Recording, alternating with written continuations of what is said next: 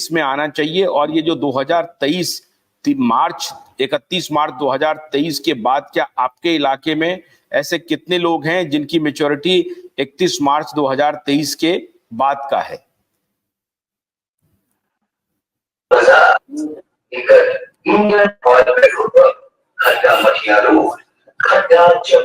ATM ऐसा नहीं है कि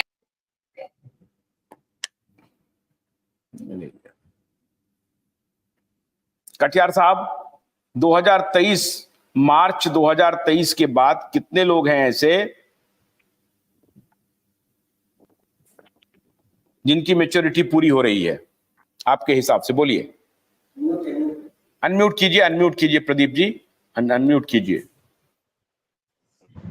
हाँ जी सर जी, 2023 के बाद जहां पे भी जिस क्षेत्रों में फ्रेंचाइजी खुली हुई है या ऑफिस खुले हुए हैं, वहां पे आज भी लोग री इन्वेस्टमेंट कर रहे हैं, यानी कि कन्वर्जन कर रहे हैं। ऐसी हर उस जगह पे लगभग कुछ नहीं तो 30 से 40% जमा करता ऐसे है जिनको उनको री इन्वेस्टमेंट करवा दिया कि साहब पोर्टल पे जाएंगे तो आपको भुगतान नहीं मिलेगा, पोर्टल पे से मूलधन मिल रहा है, वो भी 2012 का मूलधन मिल रहा है। तो उनको ऐसा लालच दे दे के जितने भी ब्रांचों में जा रहे हैं जमा करता, उनको कन्वर्ट किया जा रहा है स्टार में, जिसमें अमीलाल जी आज भी काम कर रहे हैं। तो ऐसे वो सभी जमा करता होंगे, लगभग 30 से 40% जमा करता है जो आगे री इन्वेस्ट कर रहे हैं, जो 2023 के बाद मैच्योरिटी होगी। 2023 के बाद जमा लिया गया तो मैच्योरिटी निश्चित तौर पर उनका 26 और 27 में जाके होगी। जबकि एक बार पहले भी नागिन कुशवाहा जी और ये लोग बता चुके हैं, और ऐसा पोर्टल में आया भी था जब शुरू हुआ पोर्टल बना कि मार्च 2023 तक के खुले हुए खाते को पोर्टल पे डाला जा सकता है, चाहे उनकी मैच्योरिटी 26 में हो, 27 में हो या 28 में हो। अब ये कहा जा रहा है कि 2023 तक मैच्योरिटी जिनकी हो चुकी है वो खाते सिर्फ ले रहे हैं पोर्टल पे। तो ये यहाँ पे तो कंट्राडिक्शन हो गई ना, जबकि आदेश आया था तब 2023 के खुले हुए खाते तक मैच्योरिटी ली जाए, वो पोर्टल पे लिया जा रहा था, चाहे वो उनकी मैच्योरिटी 26, 27, 28, 29 तक ही क्यों ना हो। और आज ये कहा जा रहा है कि सिर्फ मैच्योरिटी जिनकी 2023 तक होगी उन्हीं को लिया जा रहा है। तो ये दोनों में अंतर है, डिफरेंस हो गया है। मतलब आप ये कह रहे हैं कि 2023 के पहले जो भी निवेश हुआ था ये हो जाता कि मैच्योरिटी हो या मैच्योरिटी नहीं हो, 31 मार्च 2023 के पहले तक जितने खाते हैं वो अप्लाई कर सकते हैं पैसे के लिए, और 2023 के बाद निवेश लेने के लिए मनाही कर दिया गया था। वो तो स्टार मल्टीपर्पज में ये लोग आज भी निवेश ले रहे हैं जो गैर कानूनी तरीके से ले रहे हैं। भाई मैच्योरिटी जब आप दे नहीं रहे हो तो इनको निवेश लेना ही नहीं चाहिए।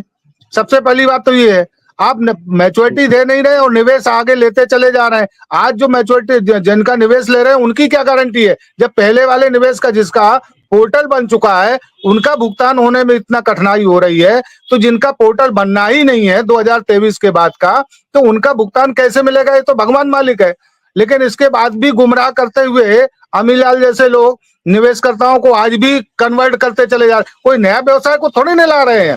जो भी ब्रांचें खुली हैं, जो भी फ्रेंचाइजी खुली है, वही कस्टमर जो जाता है वहां पे अपनी डेफिशिएंसी के लिए, तो वो लोगों को समझाया जाता है कि देखिए आप अगर पोर्टल से लेंगे तो आपको 2012 का मूलधन मिल रहा है, यानी कि जो आपने रियल एस्टेट में जमा किया था वो पैसा, क्योंकि उसको क्यू साहब में कन्वर्ट किया ब्याज से, तो उनको पॉइंट में बना दिया। क्यू साहब को फिर क्रेडिट में कन्वर्ट कर रहे हैं तो उसको भी पॉइंटों में अलग बना रहे हैं, तो वो पैसा तो मिलना ही नहीं है। दूसरी चीज, अभी जिस स्कीम में निवेश कर रहे हैं सुपर बीवी में, उसमें ना तो मूलधन लिखा जा रहा है, ना मैच्योरिटी वैल्यू, ना मैच्योरिटी डेट, कुछ भी नहीं लिखा जा रहा, सिर्फ पॉइंट अकेले दर्शा दिए जा रहा है। और जब पोर्टल आज पॉइंटों की गणना नहीं कर रहा है तो आज किए गए निवेश वालों का भुगतान कैसे होगा, ये तो उनको खुद समझने की बात है। इसको ना मैनेजमेंट बता रहा है, ना फ्रेंचाइजी गार्जियन बता रहा है, और जमा करता जो है इस नाम पे कि हाँ साहब मेरा तो मूल ब्याज सहित कन्वर्ट हो जा रहा है, हाथ से लिख दिया जा रहा है। वहां का जो फ्रेंचाइजी गार्जियन हो या जहां पे ब्रांच के लोग ब्रांचें खुली है, वहां हाथ से लिख दिया जाता है कि साहब आपका इतना जमा था, अभी तक इतना हो गया और इसके इतने पॉइंट बने और इसकी मैच्योरिटी आपको इतनी अमाउंट मिलेगी, बस सिर्फ इतना लिख दिया जा रहा है हाथ से। लेकिन उसमें प्रिंटेड सर्टिफिकेट में जब सारी चीजें प्रिंटेड हो रही हैं तो मैच्योरिटी वैल्यू या मैच्योरिटी डेट प्रिंट क्यों नहीं हो रही, वो नहीं हो रही है। इसके बाद भी लोग निवेश कर रहे हैं। गीता कह रही हैं कि पोर्टल पर मैच्योरिटी का जिक्र ही नहीं है। नहीं है ना, सिर्फ मूलधन की डिमांड लग रही है, मैच्योरिटी वैल्यू की डिमांड नहीं लग रही है। अगर मैच्योरिटी का जिक्र नहीं है तो फिर वो डेडलाइन 31 मार्च 2023 कैसे आ रहा है? नहीं, ओपनिंग डेट के हिसाब से देख रहे हैं ना कि 2023 तक जिनकी ओपनिंग है मार्च 2023 तक, उनके खाते लिए जा रहे हैं, उसमें पोर्टल में डालेंगे तो एक्सेप्ट कर ले रहा है। एक्सेप्ट कर लेगा, लेकिन वो खाता जिनकी मैच्योरिटी जो है 27 में हो रही है उनको पैसा नहीं मिलेगा, आप ये कह रहे हैं?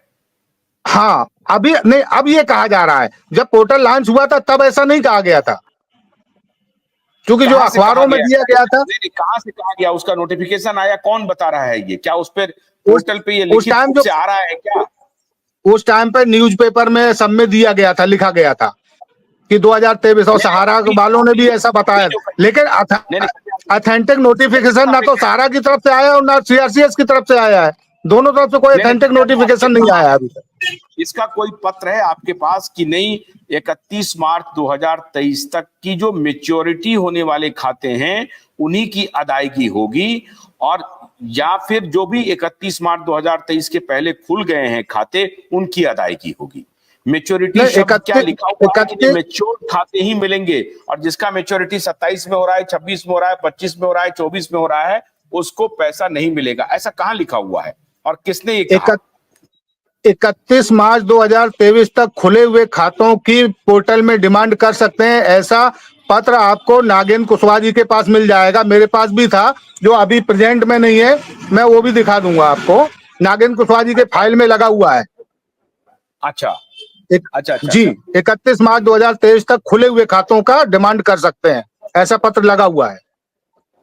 अच्छा, फिर दूसरा पत्र ये जो आप बोल रहे हैं कि जिनकी मैच्योरिटी होगी 31 मार्च 2023 तक, इसका कोई पत्र आया है? नहीं, पत्र नहीं आया, ये तो बलबली बताया जा रहा है। ये तो अभी कन्हैया शाह जी ने बोला, तब से ये चर्चाएं हुई हैं। ऐसा कोई पत्र नहीं आया है कि नहीं होगा। क्या कन्हैया कुमार ने कैसे कह दिया? कन्हैया कुमार की क्या अथॉरिटी है? अब पता नहीं क्या, ये वही पे आके ये इसीलिए तो कुशवाहा जी या सभी लोग उनसे नाराज हो रहे हैं कि आप कुछ तो भी आके बोल दे रहे हो जिसकी कोई गारंटी नहीं है, कुछ तो भी आके बोल दे रहे हैं। इसी बात की तो नाराजगी है उनसे, और उनसे कोई हमारा पर्सनल लेन देन को थोड़ा ना जो उनसे कोई नाराजगी होगी। वो हमेशा आके ऐसे शब्द बोलते हैं जो असंभव है, जो कभी हुए नहीं है। यही तो नाराजगी की संस्थान कुछ बोल नहीं रहा है, और आप भी, जैसे हम एक कार्यकर्ता थे वैसे आप भी एक कार्यकर्ता हो।